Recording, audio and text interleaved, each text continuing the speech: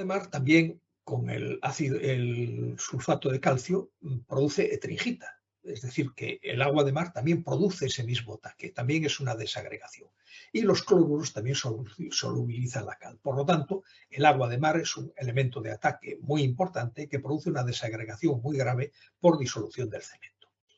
El proceso es bastante fácil de detectar porque lo bueno que tienen las corrosiones es que duran con el tiempo, es decir, tardan en producirse. Por lo tanto, nos da tiempo a tomar medidas de corrección o incluso de reparación, digamos, con tiempo antes de que el daño sea irreparable.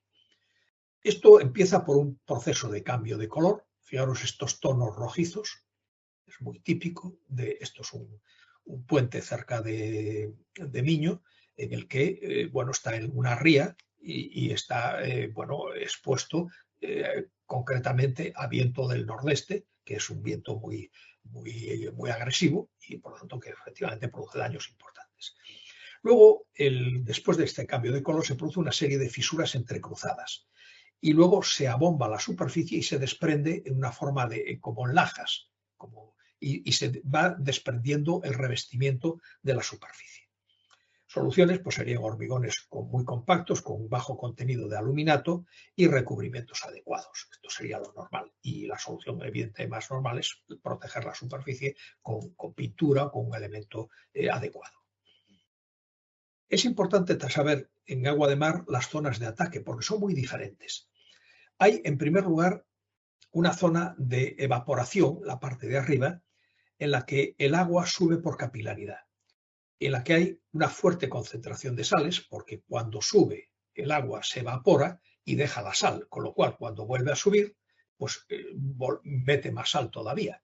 Y por tanto produce fuertes ataques, sulfatos de sodio y magnesio y una zona de corrosión muy grave. Yo estudié en Sevilla y he visto un muelle del Guadalquivir en el cual estaba pilotado, esto lo han arreglado por supuesto, y en esta zona había desaparecido el hormigón, solamente quedaban las armaduras. Es decir, es un ataque realmente muy fuerte. Existe también una zona de cambios de nivel, es decir, en la zona de mareas. Cuando sube la marea llega a un nivel máximo y cuando baja llega a un nivel mínimo. También aquí se produce una fuerte concentración de sales en los poros, menos intensa que en esta zona de evaporación. Chosa de paso, pero también fuerte. Y por último, la zona sumergida que solamente tiene ataques químicos. Por lo tanto, esta es la zona que suele tener menos daños.